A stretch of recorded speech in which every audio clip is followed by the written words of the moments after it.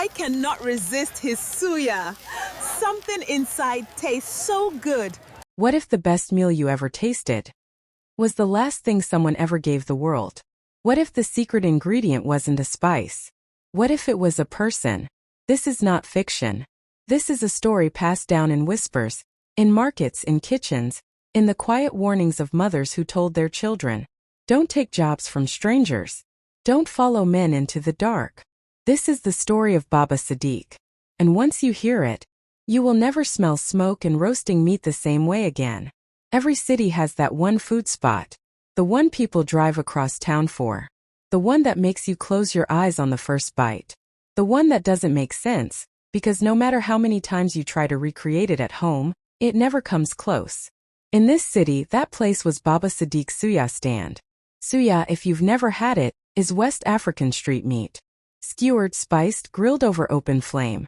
Done right, it is extraordinary. Done right, it stops you in your tracks. Baba Sadiq's Suya did more than stop you. It haunted you. Customers would describe it the same way, almost word for word. Once you taste it, nothing else satisfies you. People drove hours. Lines stretched down the block. Families made it a tradition. And at the center of all of it, completely unbothered by the chaos he'd created, stood Baba Sadiq himself. Quiet. Still. Always watching. Not his food. Not his grill. The people. Specifically, the ones who looked tired. The ones whose clothes were worn at the edges. The ones who stared at their wallets before ordering the smallest portion. He watched those ones most carefully. Some customers joked that the suya tasted unnaturally good. They laughed when they said it. Nobody asked what they meant. His name was Kunal, a motorcycle taxi rider. 31 years old. 3 kids. Behind on rent. He stopped at the stand one evening, not even to eat, just to rest his legs, when Baba Sadiq looked at him and said quietly, "You look like a man who needs more than food." Kunal laughed nervously. "Don't we all?"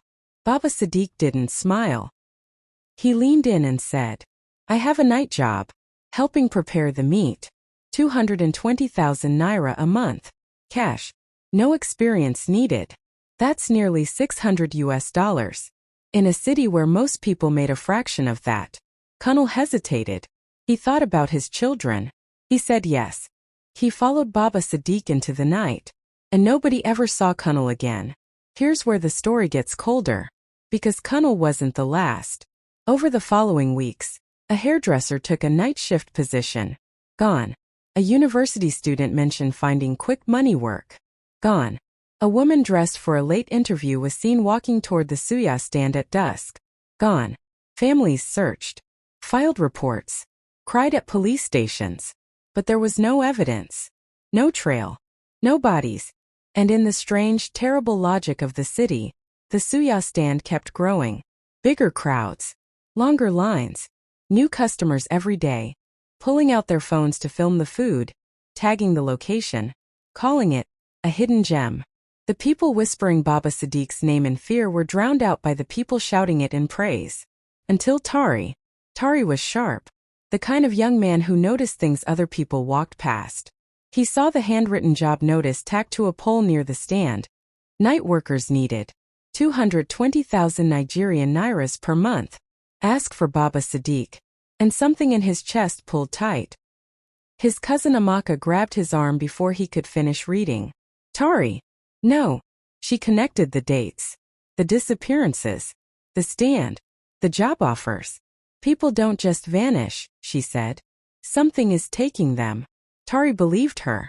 But he also hadn't eaten properly in 4 days.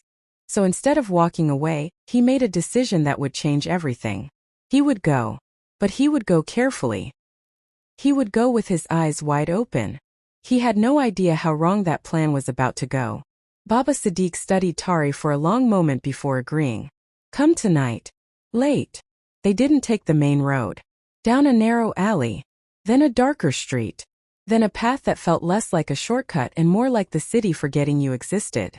The compound appeared without warning. Hidden behind 2 abandoned buildings, surrounded by a rusted fence. From the outside it looked completely empty.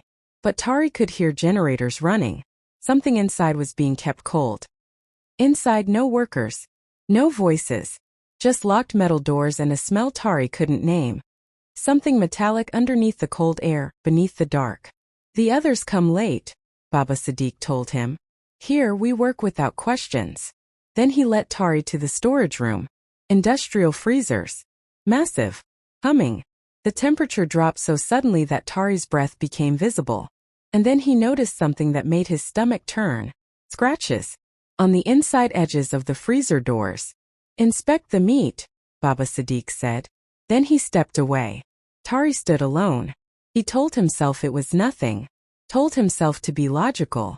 Told himself he was letting Amaka's fear get into his head. He reached for the nearest freezer handle. Pulled it open. First shapes. Wrapped in dark plastic. Then a hand. Stiff. Pale at the fingertips. Unmistakably human. Tari stopped breathing. He opened a second freezer. More. The missing hairdresser. The student. The woman in her interview clothes. All of them. And then the full horror of it collapsed onto him at once. The Suya. The taste. The way people described it like nothing else on earth. The secret ingredient that no one could identify. He was looking at it. He stepped back. The door behind him clicked shut. Then in the dark, Baba Sadiq's voice. Calm. Almost gentle. You asked for work. Now you understand the business. The lights went out. The next morning, the Suya stand opened at its usual time. The line was longer than ever. Baba Sadiq moved quietly behind the grill, turning the skewers with practiced hands. A young man approached, shoulders slumped, eyes tired, the weight of a hard week written across his face. Baba Sadiq looked up and smiled. You look like a man who needs more than food, he said. If there's a lesson in this story, it's one the elders have always known. When something tastes too good to explain, stop asking what's in it. And when a stranger offers you exactly what you need, ask yourself first, what does he need from you? If this story found you, someone else needs to hear it.